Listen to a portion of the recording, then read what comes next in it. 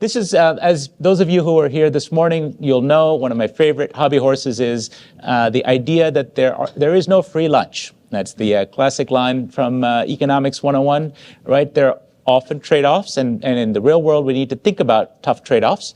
And so my expert panel here of practitioners is going to help us think about and give us examples of how to deal with in your actual business life trade-offs, whether it's talking to the board. We've talked a little bit about that in some previous panels, maybe dealing with customers and consumers and their expectations. For example, when one goes to a Hilton hotel, people expect a certain amount of service and amenities. How do you compromise that in order to achieve some ethereal goal that the consumer may not be aware of, for example? How do you handle those kinds of trade-offs? So we're going to get into this now. And actually, maybe we'll start with Jean, since I've mentioned the topic of Hilton hotels.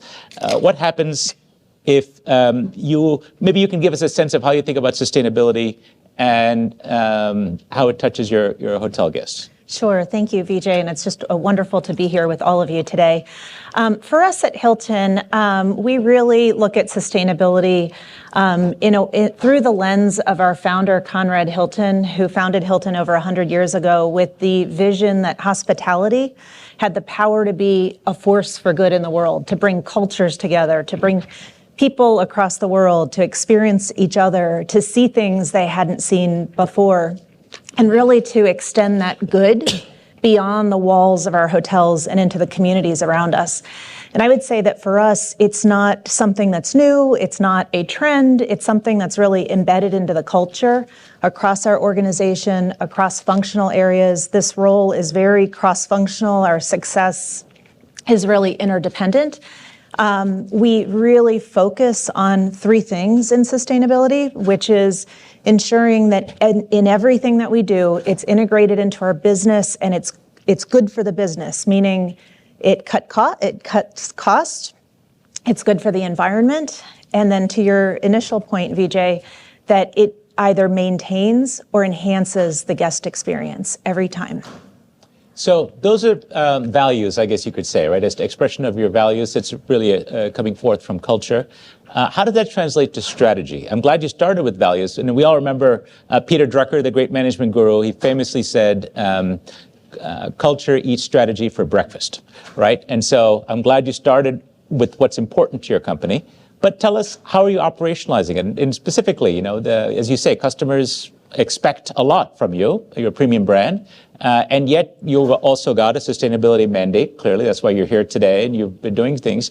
What do you do when those goals are in tension? If people don't want to recycle their towels or they don't care for the kind of lighting you put in that's harsh and makes the room look unpleasant, even though it might be environmentally friendly. There's some practical things when you deal with consumers who have high expectations, pay a lot of money, et cetera. Although you would say it's the right amount of money or a fair value, but you get the point, right? It's you want to satisfy your customers. How do you give us an example of a real-world trade-off, what we're here to talk about, and how you made the choice in those circumstances? Sure. And I'll ask the same of everyone in turn. No, sure. Well, we are, in terms of our strategy, across the business, whether it's sustainability or anything else, we are very data-driven. So all of our strategy, our planning is informed by data. Whether it's lighting, you brought up lighting, so I'll talk about that for a moment. Harsh lighting that doesn't work for reading, that may alienate somebody, is absolutely not our intention ever. And I would say that that's an LED project implementation that was not carefully considered and needs to be redone. LEDs are a great example because they cut costs, they're good for the environment, they last about 7 times longer than traditional inefficient lighting. And if any of us imagine staying in a Hilton hotel or any hotel and opening up your room to start out your day, and you go into the hallway and there's a ladder there because somebody's changing out a bulb in the hallway, that's not a great guest experience, yet that needs to happen because light bulbs do burn out. You can't do it in the middle of the night when people are sleeping because you might wake up your guests. And so with LEDs, they last 7 times longer. So that instant is much less likely to happen. From a security perspective, in the exterior of a hotel, they tend to be better, and they've also been proven in our luxury estate, in bars and cocktail areas, and all these different applications. Just the technology itself has advanced. And then the final point on that one is that there are so many utility incentives available in many markets that accelerate the return on investment. And what we've done, our model is an asset-light model. So when you see a Hilton hotel, you may not know that 87% of our portfolio is franchised. Mm-hmm. So we don't control those decisions, but we make it easier for our owners, for LEDs, for example, in working with our supply chain team to leverage that collective scale to enable very specific partners to implement with fast and consistent execution, leveraging utility incentives to make the return much more attractive to owners, making it easier to have an affordable installation. So you have to persuade them, obviously, because they have to make their own ROI calculations as franchisees. Now, you've given us some good examples of areas where you have found a way to make it work, but I was pressing you for an example where there's a trade-off, where you couldn't make it work, or you had to make a tough choice. I'm not going to let you off the hook. Tell us an area where thinking with sustainability first at the forefront, you decided that doesn't work for us because it might lead to either a bad customer experience or other part of the organization said no on this. Give us a tough example. Yeah, and thank you for the press, because this is kind of like a day on the job sometimes with a lot of the things that we do. I would say I want to answer your question, but I also want to paint one picture, which is with EV charging stations. Uh-huh. Just a couple of years ago, that was one that there was initially, it was a big question and it was a big discussion. And when EV charging stations are added to a property, it's like adding appliances to a home that you didn't ever plan to have, which is going to increase your utility consumption. So we have these ambitious goals. We want to achieve these ambitious goals, but by adding EV charging stations, we're working against ourselves in a way. We went through with expanding partnerships, expanding EV charging stations, and what we learned in that process was that it's by adding it on the Hilton.com website, it's actually the second highest turnover amenity, meaning that when guests go to the website, they're looking for EV charging stations, and by second highest turnover, it leads to a booking. It's the second highest, whether guests are looking for a swimming pool or looking for a shuttle bus or restaurant on site. So it's an example that it was tough from a emissions perspective, right, but it turns out that it's, again, a win-win-win because our guests are demanding this and looking for it. And even though it may work against us, we're setting ambitious goals, we're trying to find those savings in other ways, and we are proud of the community impact and the guest satisfaction that brings. Thank you. That's a good example, because it does show that you had to think through more than the first and second question to get to a place where you could justify the trade-off. Let me turn to Nancy. Nancy, you're CSO at Estée Lauder. What brand will be known to, I'm sure, all of us. Not one that would immediately be associated with sustainability, right? You think about beauty, glamour, these other sort of fancy things, but not necessarily crunchy sort of salt of the earth brand. Tell us, what are the trade-offs that you encounter? At the beauty counter, I would imagine that looking for a product that is sustainable is not the number one attribute of any one of your customers. Well, it actually depends. We're actually a house of brands, so we have 29 brands. We have a fair number of brands that are very sustainably oriented. So Le Labo has had refills for a very long time as a fragrance house. By Kilian, Aveda, Origins. And so what we do is we basically take a portfolio approach. Our job is to basically create best practices and deploy them to the brands. And similar to Jean's work in terms of strategy, we take a stakeholder approach. And when you talk about balancing, tough choices, we have KPIs by stakeholders, whether it be investors or consumers or employees. And we look as much as possible for what we call a double win. So I know a lot of what we're talking about is money today. We have many decisions. So for instance, we were very early to a virtual power purchase agreement in Oklahoma, where the wind comes sweeping down the plain. And that was a big risk at the time, but we've actually made over $4.3 million reselling green energy into the grid. So I think the one thing that I would also emphasize is at the moment, it might not be what you might need to do if it seems like there's not a good win or a good double win, is wait.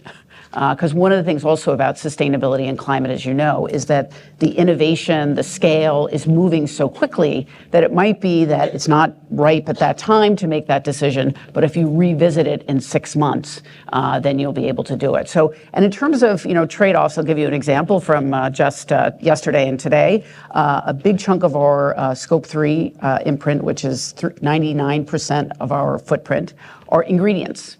And so one of the things, and we have found that 5% of our ingredients are 80% of our Scope 3. You're and kidding. so, no. Like, So give we're an doing example. What's a particularly big one? silicone is a very high footprint because it's derived from petroleum. So we are working with our big suppliers to find innovation that is actually cheaper than the current price. And so Are there synthetic substitutes that look promising? yes, there are definitely a lot of synthetic substitutes that are looking promising. So that's an example where we're working with our business leaders. They're very engaged in finding a solution. We're also looking for a solution that might be less costly. So it's constantly, I think, a balancing act. I always say to the team that we need to be students of the business and have enormous empathy for how hard it is to do the mainstream business and look at our work, through a business lens. Now, am I right that you signed up to the B Corp? Well, we have several of our brands are B Corps, Le Labo and Aveda. We also spend a lot of time thinking about our consumer. What drives value? Because at the end of the day, if I create a great program but we don't sell any products, we're out of business, right? So, and what we've seen is that the consumer interest is super regionalized. So UK and EMEA, very high literacy on climate, very big interest. What we found with B Corp is if you say to a consumer at a counter, this is a B Corp, it does not actually matter. But if you say, this is Le Labo and we're a B Corp, it adds a lot of value. So I think, again, a lot of it is about the context. And for our business, a lot of it is about claims and making sure that you've got true claims, but also that you have claims that resonate with your consumers. We've also found, for instance, in the US, they don't care about our footprint, they care about their footprint. Whereas in the UK, we found our consumers are very interested in basically lowering the footprint of the brand. What do you mean about that U.S. comment? So an example is on the Aveda website, we have a carbon calculator. And you have choices about how your product is shipped. And what we found is very high engagement rate of our Aveda consumers with the carbon calculator, and they're very engaged in lowering their carbon footprint. What we found in the UK is that we can make, if you, for instance, have a net zero claim or an SBTI, the UK consumer is very interested in the climate positioning of the brand and have basically sort of must-haves and table stakes that they will not buy from a brand unless it has a certain level of climate programs. We had someone from Procter & Gamble on stage earlier in the day. I'm not sure if you were here for that, but one of the points that was made on that session was that consumers are more than happy to accept sustainability if you give them better product benefits, right? That's really sort of how the company is taken to it. So showing not just parity, but improvements in order to sneak in the sustainability, like the broccoli inside. I'm curious, when it comes to beauty products in particular, because of course it appeals to our vanity and our sense of image and so on, I can't imagine that anybody would compromise on the performance of a beauty product in order to be sustainable. But correct me if I'm wrong. Are people willing to compromise? I think you must be secretly buying a lot of beauty products. Well, there you go. Maybe, perhaps, or maybe I should. Yeah. That's the answer if I were to judge. No, absolutely, it needs to be benefits plus. Right. That's also true, I would say, but we also find, we always say we have the best consumers in the world. About 85% of our consumers are women. We're in consumer discretionary. And so what we do find is benefits, and if there is no sustainable attribute, many of our consumers would opt out. And so that's what we're seeing more is sustainable attributes are more and more a table stake. And I don't know if you find that in the hospitality industry, but they expect it and it needs to be there. And we found in particular, Also, purpose. I used to run a big campaign at MAC called the Viva Glam campaign. And we found that while consumers were more likely to buy a purpose-driven product, they would not buy it if they didn't like the color or if they didn't like the way that it felt. Right. So, but that's what makes it interesting, honestly. You have to offer great products and arm them with great sustainable attributes. Yeah, great. So that's really interesting. Thank you for taking us through that. Now for something completely different. Let's talk about chicken.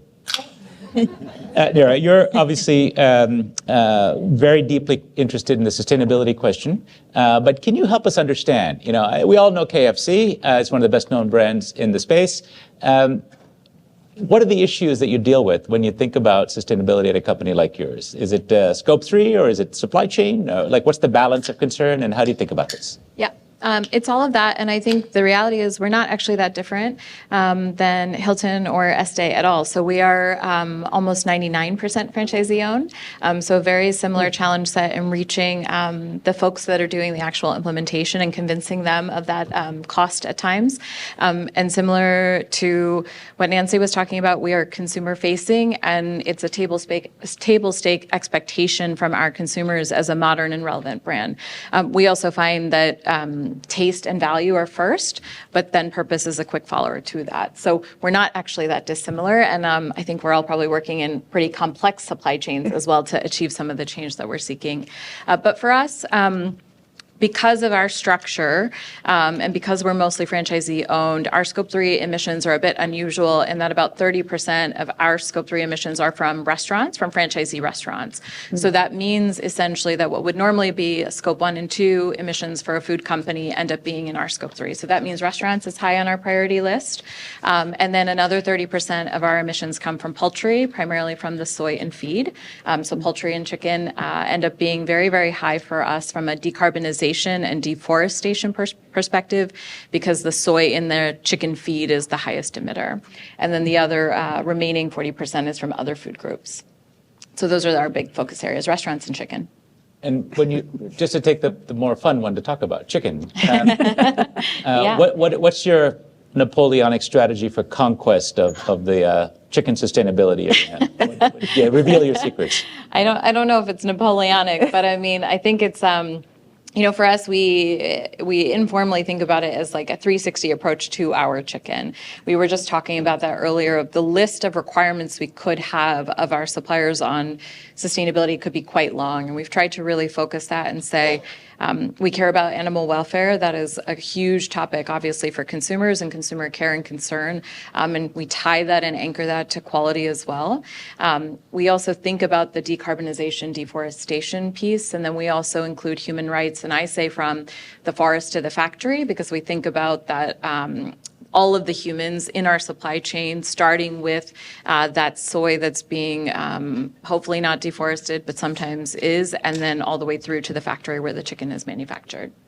And are we going to see 11 herbs and spices reduced to 8 or 6 as an effort to be more sustainable? Never. Never. Never. Never. The 11 spices end up playing a role, but not as large. We're seeing, you know, one of the things that's happening for KFC is consumer preferences are changing. We used to be a very family bucket-oriented company. People went for chicken on the bone, right? Those of you that went there in the 80s or 90s probably remember a bucket and the coleslaw and the biscuits. That's not true anymore? It's not true anymore. It's true. It's still a core product for us, but the menu mix is evolving. So we're seeing more burgers. We're seeing more boneless products. That means people want cheese on a chicken burger or bacon on a chicken burger, right? So the products and the proteins that are coming in are evolving. We're also adding, you know, exciting things to round out the meal of indulgence of desserts that are dairy-based. So we've seen our dairy consumption rise. So that's a big space that we're watching and paying attention to. Now, there is a big movement that has put beef in its crosshairs because of its particular extreme footprint in terms of both deforestation, but also, you know, the cows obviously are a huge contributor to methane release. Where's chicken fall on this from the sustainability perspective? If people are on a anti-meat kick, will you be next? Will you be displaced by veganism or vegetarianism or even some of the plant-based proteins? How do you see that as either a threat or an opportunity for you? Yeah, I mean, I think everything that we've understood about it is that chicken is growing as a category. And I think people are making personal choices around whether they move away from beef or not. But our primary objective is choice and transparency around who we are and who we aren't. We're a chicken company, so chicken is in our future. But I think the reality... You'll never be beyond chicken, like BP, beyond petroleum. You're not going to claim beyond chicken. We have done partnerships with alt proteins. We do have veggie lines in some of our markets. We find people come to us for the chicken, right? So I think, and we see chicken as a growth category across the world. We see our competitors moving into chicken more aggressively. We see convenience stores, which are increasingly doing food portfolios, advertising fried chicken. So the competition for chicken is getting quite fierce. Interesting. Okay. I'm very tempted to ask you about China, where I was our bureau chief for many years, where you have a division that was spun out. They have very different menus for those of you who haven't been to KFC China, but maybe we'll put a pin in that for now, because we can't talk chicken forever. We'll come back to it. But I'm glad to know that the company remains committed to its core business. You heard it here. Monica, let's come to you. Novisto, you're a software company that looks closely at data analytics, ESG, metrics and so on. When you look at this question, so you have visibility across a lot of companies and a lot of data, and it's your job to slice and dice and sort of come up with trends. What do you see when we talk about some of these trade-offs and tough choices to make? Well, what's your perspective? That's a great question, and thank you for having me here. As a data management company, we've had the opportunity to see multiple industries across their value chains, and what we've noticed as a trade-off or as something that has been beneficial for them is the fact that they consider sustainability as a journey. So, and it's not just something that you would do on an overnight trend. It's sustainability taken over a period of time, and initiatives that they do, and ultimately it's tied up to the performances. So it's not only about data, but it's all about the performance that you do before the data that gets in. So as a company, we help manage the data so that they can put most of their importance into the performance aspect. So give an example, make that concrete for us. If you have a client anonymized, or bring the story to life a little bit. Sure. So one of our clients works in the financial industry space. They've been with us for about 3.5 years. They started their sustainability journey with us, and they had so we took they were looking at how do they start their business. So they were looking at. They started to talk about what their purpose is as an organization. For confidentiality reasons, I can't really reveal which industry, which organization this is. But they were asking in their supply chain, in their financial industry, what is the purpose behind of getting sustainability into their business? What do they have to ask? Whom do they reach out to? What type of stakeholders do they reach out to? And one of the main challenges was data availability. So as an organization, we were able to help them reach out to the right type of stakeholders, reach out to the right type of entities, so that the information that they collected is more in the form of questions, in the form of questions that they ask their stakeholders, such as what is the value that you get from the work that you do, and what information can we extract from each of you, which is then translated into a product management software. Were you dealing with the sustainability team or the CFO's team? We were just discussing this on the prior panel. Which is the path that data should flow, in your experience? Which is the one that's more productive? We deal with typically the sustainability teams, who in turn deal with the CFOs as well. I see. Yeah. Okay, so there's a chain of command. There as is. it were. Yes. A pecking order to the absolutely to how things go. With CSRD, though, increasingly we have to assure the data. Yes. So in our house, for instance, I co-lead it with one of the SVPs of finance, because at the end of the day, it's supposed to be financial grade data. Right. And since it's such a quickly moving space, we want to make sure that we get it right. Well, we do have, as yours is, multinational companies on stage. How much variance are you finding across geographies, U.S. and Europe in particular, on how this is handled? Are you finding different ways of reporting and managing the data across the Atlantic? Yeah, well, just to jump in and start off, basically California is its own country, as we know. So In their own mind, they they are certainly essentially are. European in their feelings. So we have very high standards in California, which happily we're already meeting. But in Europe, what we see is very high standards, and then we have country-specific standards. So France, Germany have sort of gotten ahead, I think, of the EU generally. But generally, I would say EU is the highest. Yeah, no, and at Hilton, across our portfolio of over 7,600 properties, it's a global brand standard to use what we call LightStay, which is our ESG management platform. And on a monthly basis, all of our properties report in their energy, their water, their waste, and their social impact. For example, we have a 10 million volunteer hour goal by 2030 in the communities where we operate. So they have to log volunteer hours, donations. It's also These are the franchisees. They have to report this everyone, data to across the board. headquarters. What's their It's- obligation to do so? It's their part own of budget, the- isn't it? So at any given time, at any given Hilton, we have a QA/QC team that is mobilized all across the world in the 126 countries and territories where we operate, and it's on the checklist. So we also have, at any given time, auditors that are visiting our properties to certify our properties to 3 different ISO standards: energy management, quality management, and environmental management. And part of that is a rigorous check on their compliance with our LightStay brand standard. So data is fundamental to all of our roles and to the evolving legislative landscape. And so that too, since 2008, it has been embedded into our culture. We're growing rapidly with opening one new hotel on average every day right now.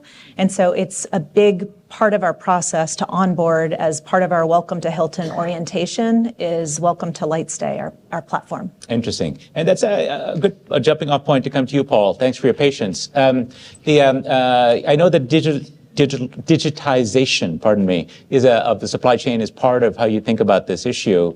And of course, the data that we're talking about here may have some relevance to you. Can you tell us a little bit about how you think about the sustainability question, the role of maybe data and digital, but also, again, some of the trade-offs you might be encountering?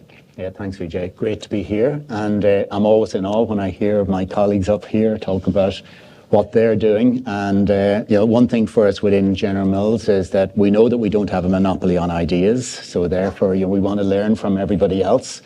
Part of our learning journey, actually, over the last few years was about how we wanted to digitize our supply chain. And how do we find opportunity to be standard in that? So you talked about gathering the data. We actually made a decision a few years ago to put all of our data in the cloud. One of the biggest challenges that most people face is how do you collate all of the information together and how do you get it consistently in one format in order for it to be able to report and to do that in real time and to do that in a timely manner as well. So by doing that, it has allowed us to be able to have information readily available. Now we've got different means that the information goes into our portal, which is some of it's manual, right through to some of it's actually coming in from some of our AI bots that we run. But here's the benefit that we're starting to see is that we've been able to run a few programs recently in around how we optimize what we do across our supply chain to take waste out.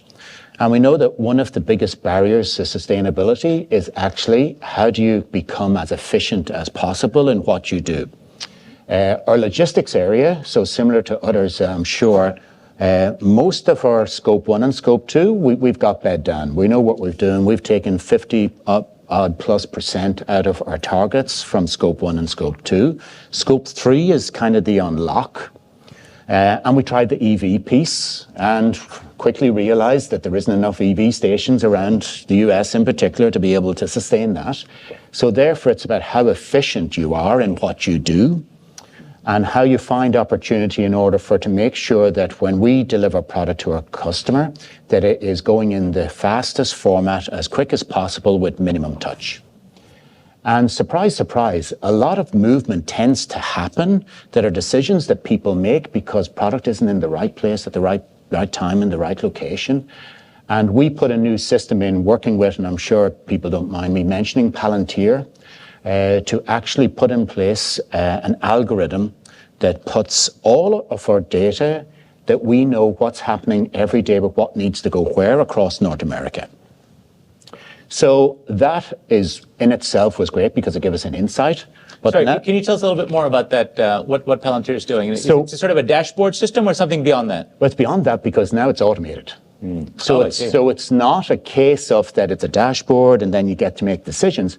We've moved from a place where we have people getting data in order for it to make decisions to actually machines generating the data with the people's insight that automate it. So it's sort of an autopilot with it. So it's an autopilot. Right. But the benefit of it is there's different characteristics that we can deploy, of which one of them is that whether there's particular customers and particular products that we want to make sure is prioritized. And actually, on the back of it is, it tracks all our greenhouse gases. So we can also prioritize for greenhouse gases. So that allows us to be able to make decisions, especially when we're working with one of our customers, as Walmart, to talk about, we can do this together. If you're comfortable in actually delaying your order for another day, knowing that we know you have stock, that actually is driving a greenhouse gas benefit. So because you could aggregate loads or in some way save some fuel, something like that? It does that. It does that calculation automatically. Over 70% of that is already automated. Right. The 30% that isn't, 90% of those decisions are already ticked true. And it's really only the final 1 or 2% that we're actually making decisions because we want to prioritize one over the other. Right. So when you talk about the benefit, that was a leap of faith for us because we weren't sure if this was really going to drive the value. But what it has driven as well is the insight in that we're actually quite comfortable being directionally correct rather than 100% precise. Because the danger that we have is that we try to fixate on getting it 100% right, and that then doesn't allow you to move fast. And in a world where we're trying to become more sustainable, we've got to move faster because all of these targets are 2030, it's quickly coming. And net zero for us is 2050, and we don't have it all figured out yet. So we need to work as hard as we can with the things that we know will drive value initially. So your autopilot is very interesting. Let me ask our audience, how many in your companies are using artificial intelligence and automated systems to help you make some sorts of decisions, sustainability or other kinds of decisions? Okay, so it's beginning. We can see it, and maybe come on stage. If there's someone else on stage whose company is experimenting or implementing some of these sort of automated decisions based on intelligence, anybody want to talk to that? I can share that across a pilot in our EMEA region, the big topic at COP28, or one of the big topics at COP28 was around the impact of agriculture on the environment, as we know. And in our region, we had a pilot food waste reduction effort that achieved a 62% reduction in our pilot properties by using an AI-informed food waste technology called Winnow.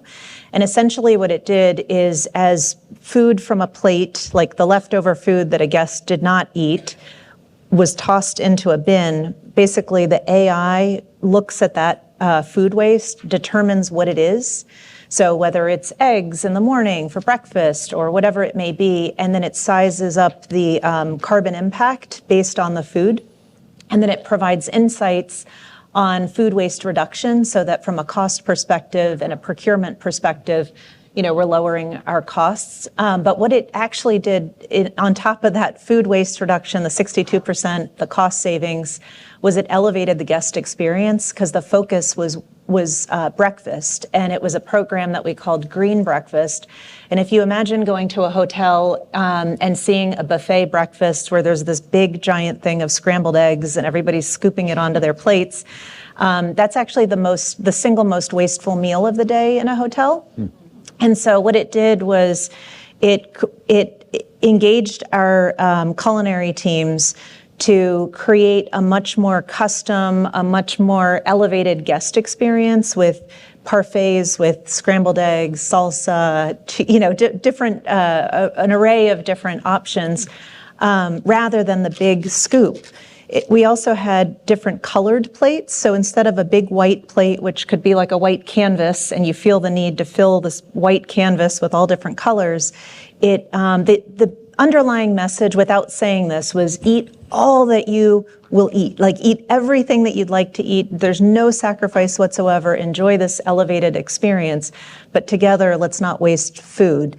But using the AI technology, we were able to achieve a 62% reduction, and we're now expanding that more broadly across EMEA, and then we hope to bring it to stateside. So that's very interesting. The colored plates, the circles presumably give people an indicator of this might be enough for me. But of course, they're making their own choices. They're making their own choices, but Right. it was just one component. It's a nudge, of it. right? And it's an elevated guest experience. Rather than having this plain plate, it's a decorative, elevated experience. Got it. Well, that's very interesting. Yeah.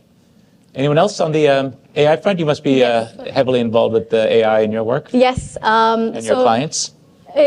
Actually, I wanted to speak about the platform and how Sure. we leverage AI in our platform itself. Sure. So we, as an organization, we use AI heavily to identify the type of metrics and data points that companies may require in order to track their necessary their issues.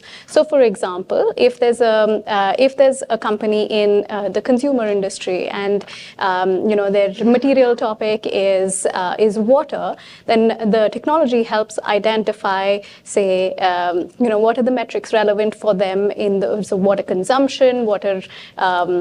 How much water is being utilized, and also gives the information about, so it helps select the necessary metrics for them, which is then utilized in the rest of the process of, in the digitization elements, in tagging, and it's also used ultimately in the dashboarding experience as well. Is there any downside that you've discovered? Does AI give any false precision, or is it starting to hallucinate?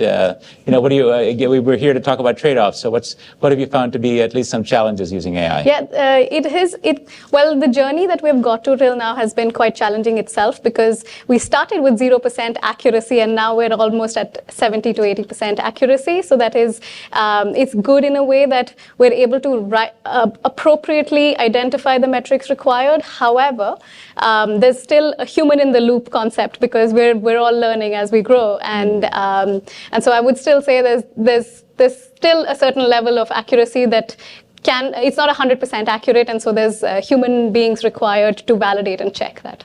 Yeah, I would really emphasize the human element. Yes. They always say if you can't measure it, you can't manage it. And we've been on a journey. Actually, we use Sphera to have real-time data each month. But a lot of what the data verification systems are in regulatory is you want your subject matter experts to own that data and to manage the data, as opposed to the data comes out at the end of the year. It's like, oh, how do we do on scope 3? So I think it's a balancing act.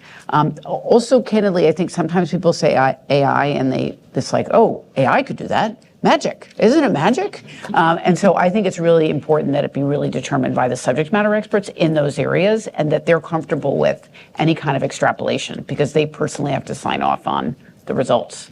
I also think we're obsessed with data in the wrong way at times, right? We're trying so hard to be precise that we forget that directionally good enough is good enough, right? Like, it's sufficient. And I think we've been talking about trade-offs, and I think one of the things that I've been particularly very discouraged by recently is how much of our time is spent on chasing the right data for disclosure's sake, right? And the piece of the pie of our day jobs delivering actual impact on the ground, impact for our farmers, impact in our supply chains, has diminished rapidly. And I've seen it in our organization. I think it's happening in many of yours, is you have to shift the resources, right? Someone said earlier, like, I took those people off my team and purposefully left them in a place where they could keep achieving impact because they were about to get sucked into the disclosure game. So I think it's just a watch out for all of us also, is how do we maintain impact? That's not to say we don't have to meet compliance, that we don't have to meet regulation and deliver all of that, but at what cost to the work that we're intending to do? So a little bit related to your point, there's a question from the floor asking, how has CSRD helped or not to strengthen internal ESG governance rather than simply becoming a reporting exercise? Does anyone want to share an experience from that? Yeah, I think one of the things we learned, and you brought it up in one of the previous interviews that you were doing about the balance between the CSO and the CFO. About 2 years ago, we actually created the Governance Council. And what that meant was, that wasn't looking at what's straight in front of you and what needs to be delivered on a monthly basis. That was looking at the 5-10-year strategy. And once we got that aligned as a company, as a leadership team, with our CEO, our CFO, myself, and our CSO all there, then it was about action and direction rather than necessarily whether or not you're going to do it, because we had already committed. And I think that governance piece, back to what was said, the ESG, the governance piece is so important, especially when you're caught with the tyranny of the urgent, when things that need to be addressed straight away, that you're making sure that you're staying on the path of what you need to achieve. And having that backdrop of the support of that Governance Council has allowed and liberated probably a lot of our folks within General Mills to make sure that we're staying true to not just the stewardship of what you have and what you own, but the legacy that you want to deliver. Yeah, I think that's really a wonderful way to put it. I think for us, it really brought together our ESG team and the finance team, which did a lot of different things. When we share updates with the board, our board and ESG committee every quarter, the finance team is sharing updates every quarter with the audit subcommittee of the board. You know, and it really increased, I would say, a lot of the dialogue at the board level. It has increased what I hope will be some of the resources that we need, because to many of the different points, it's easy to get caught up in all of the reporting, whereas the decarbonization and the results are so critical. And so finding that balance, I think that for us, working together with finance, I sense we will have more resources. There's definitely more awareness. And I would say there's a lot more appreciation and buy-in for all of the effort that we're doing, which opens up dialogue with finance in a variety of other areas, because of these win-win-wins that across the organization are not always as widely known. So I would say it's really strengthened a lot of our awareness, collaboration, and the way that we will operationalize our responses. Go ahead. Yeah, and I think I'll go as far as to say, like, I think governance is sexy. Like, it helps us build accountability in our organizations and embed it in the right places, right? I always say, like, I own nothing as a chief sustainability officer. I don't run operations. I don't build a restaurant. I don't buy the chicken, right? My job is to partner with all of those people and enable them to put a sustainability lens.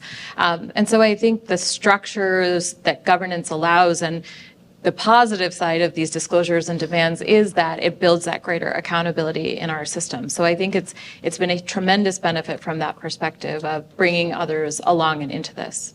We also think a lot about how can we have regulatory compliance be accretive to the business? Because at the end of the day, if all you do is comply with regulation and you're not selling your products, you're out of business. And so what we've also started to take a look at is, in our industry, a lot of what CSRD is requiring is visibility on ingredients, is looking more at ingredient claims. Also, generally... Tell us one more sentence on that. What do you mean by ingredient claims? Well, again, what you had said earlier was spot on, and what P&G had said earlier in the day, which is that you need to give benefits plus sustainability claims. And so because the regulations are requiring a different level of visibility on water usage or on various products, the ingredients, how is it that we can take a look at that and make it a value driver, either with a claim? We also see in our industry that we have retailers like Sephora or Ulta are having curated sections. So we're seeing retailers really lean in a very big way. And so it really encourage particularly consumer goods companies to be more transparent about ingredients and about water usage. And so the question is, how do you do that and also drive value through the products, basically? Also, I think we're seeing a lot of focus on, which we really welcome, around waste reduction. And I mean, essentially, Europe, I think, is ahead because it's the smallest continent and it's the most challenged continent.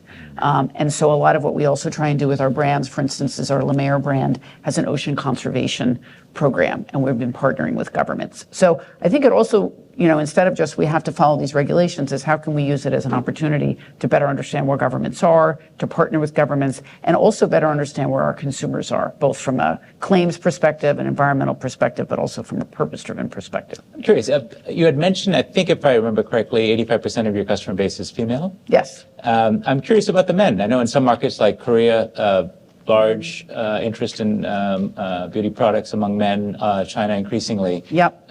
What are the attitudes that men have within your product base towards sustainability? Are they different from women? That's a great question. There's been a lot of surveys on that. I think, again, it varies by country. What we're seeing in the UK and EMEA is the answer is no. We're also seeing actually more than gender, it's about age. So a Gen Z guy is more likely to be like a Gen Z woman than, another. So I always say I have my 22-year-old son is a good focus group for me with my 19-year-old daughter. But what we are seeing with men and generally is a big adoption of fragrances and a big focus on natural ingredients and the supply chain and ingredient stories. Yeah, there's a lot of TikTokers making money on that. Yeah, and the whole Benjamin Button, age reversal thing has also, I think, moved more men into skincare.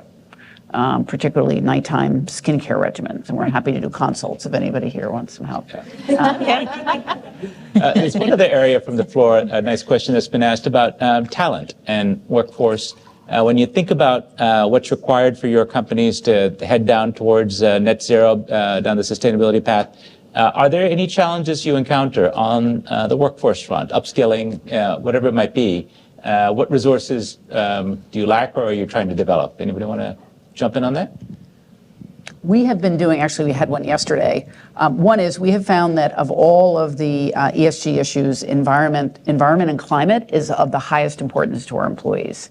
And we've heard again and again that they want to hear more about our programs and they want to be more involved. So we've done 2 series of trainings, one with our functional leads, and yesterday we did it with our brand leads, because the reason that employees are so important is not only can they work wherever they want to work and they make the business run, but beyond that is, to the earlier report around, we don't have all the solutions. We need everyone in marketing and PD and all of the different departments to co-create the solutions with us. So I can't emphasize enough how important talent it is.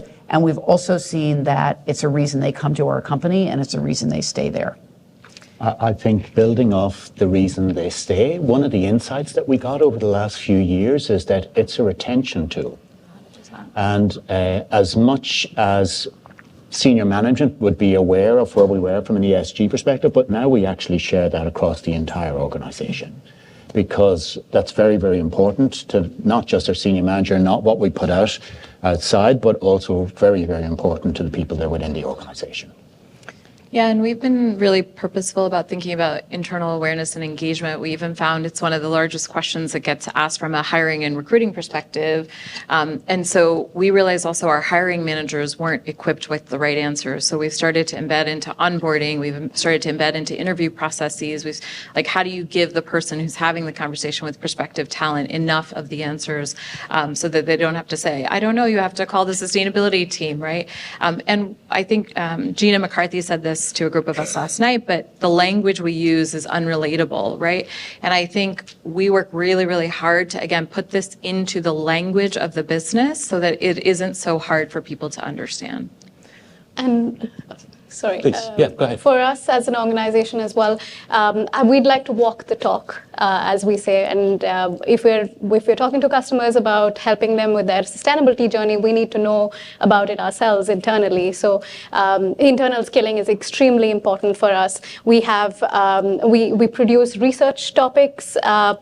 On a regular basis, research notes on a particular topic of interest and trends which are coming up, like, for example, biodiversity. And we recently put out a paper on the CSRD as well. So whatever is in the trend right now, wherever we're seeing the market go, we spend a couple of hours in research there, and that is what we share with our customers as well as internally to be able to upskill our team internally as well.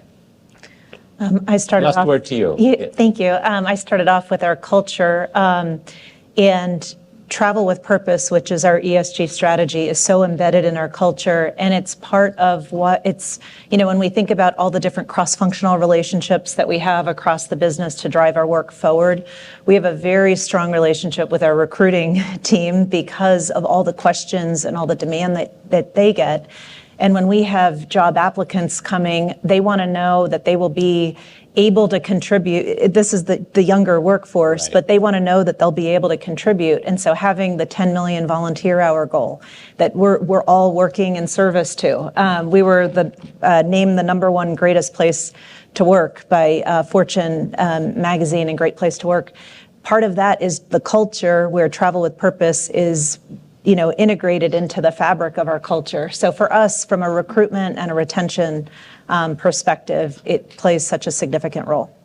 Great. Well, I think you'll all agree. I had promised you not only quantity, but also quality. That we can thank our wonderful panel for really deep insights. Thank you all very much. We appreciate it.